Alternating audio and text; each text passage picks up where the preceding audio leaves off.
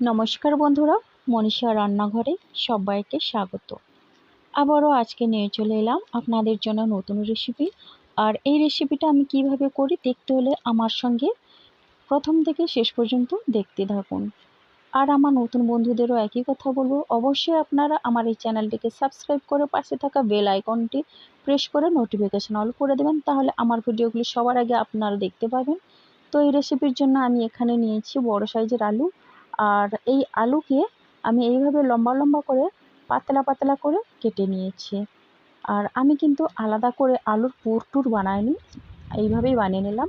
আর এখানে 1 বাটি বেসন নিলাম, দিলাম এই বাটির হাফ বাটি চালের গুঁড়ো, আর দিচ্ছি হাফ চামচ কালো জিরে, দিয়ে দিচ্ছি হাফ চামচ এরকম জিরে গুঁড়ো, আর দিচ্ছে গরম মশলা গুঁড়ো, আর এখন দিচ্ছি আদা। এবার আদাটা আমি খুব অল্প পরিমাণে দেব। আর দিচ্ছি হলুদ গুঁড়ো, দিয়ে দিচ্ছি লঙ্কার গুঁড়ো, এবার দিয়ে দিচ্ছি পরিমাণ মতো লবণ, আর দিয়ে দিচ্ছি ধনেপাতা কুচি। এবার আমি সব কিছু ভালো করে মিশিয়ে নেব। তো বন্ধুরা, আমি কিন্তু এই আলুর চপটা বানাচ্ছি একেবারে নতুনত্ব। এখন অল্প অল্প জল দিয়ে একটা মোটা ঘনত্বের ব্যাটার বানিয়ে নেব। আর এই আলু চপের জন্য আমি আলাদাভাবে কোনো পুর বানাইনি, আলুটাকে এইভাবেই কেটে বানিয়ে নিলাম। আর ব্যাটারের ঘনত্বটা দেখুন বন্ধুরা, এইভাবেই হবে।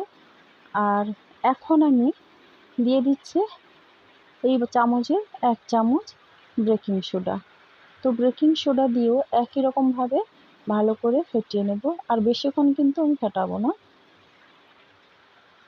তো এখন আমি আলু নিয়ে নিলাম, আর এই আলু নিয়ে এই বেসনের মধ্যে দিয়ে ভালো করে আমি মাখিয়ে নিচ্ছি। এখন একটা করে আমি দিয়ে দিচ্ছি। কড়াইতে তেল গরম হয়ে গেছে, এখন আমি দিয়ে দিচ্ছি আলুর চপগুলো। তো বন্ধুরা, কোনো ঝামেলা লাগবে না এই চপ বানাতে হলে। আর এটা কিন্তু চটজলদি হয়ে যায়, 5 মিনিটে কিন্তু আপনার এই রেসিপিটি হয়ে যাবে। বাড়িতে কোনো অতিথি এলে বা সন্ধ্যেবেলা চায়ের সঙ্গে এটা কিন্তু খুব ভালো লাগে। আলাদা করে আলুর কোনো পুর বানাতে হবে না, এভাবেই বানিয়ে নেবেন, সম্পূর্ণ নিরামিষ, খুবই ভালো লাগবে। তো দেখুন বন্ধুরা, আলুর চপগুলো কীভাবে ফুলছে। তো এইভাবেই সবগুলো আমি ভেজে নেব। বাইরে বৃষ্টি, আর সন্ধ্যাবেলা একটু ঝাল ঝাল চপ না হলে কি জমে আড্ডাটা।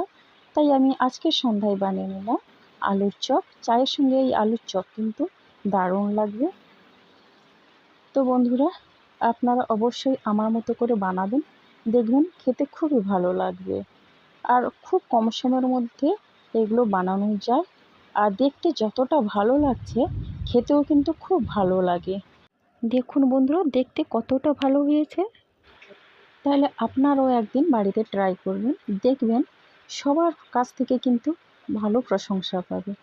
তো বন্ধুরা, একই রকমভাবে সবগুলো আমি ভেজে নেব।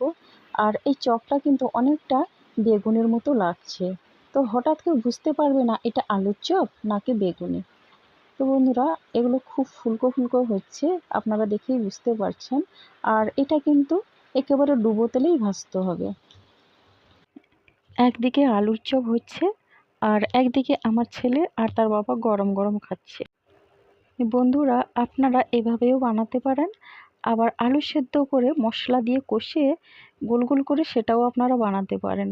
তবু সেটাও এর থেকে বেশি ভালো লাগলেও এটাও কিন্তু খুবই ভালো লাগে, আর খুব অল্প সময়ের মধ্যে হয়ে যায়। আর আমাদের তো অনেক সময় বাঁচিয়ে কাজ করতে হয়, তাই আমি এইভাবে খুব সহজেই বানিয়ে ফেললাম।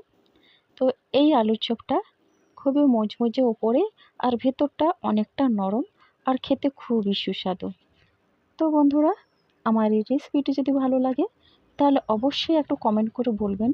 আর কমেন্টটা যেন খুবই মিষ্টি হয়, যাতে আমার এই রান্না করার উৎসাহটা অনেকটা বাড়িয়ে নিয়ে যায়। তো বন্ধুরা, সবাই সুস্থ থাকুন, ভালো থাকুন। অনেক ধন্যবাদ আপনাদের।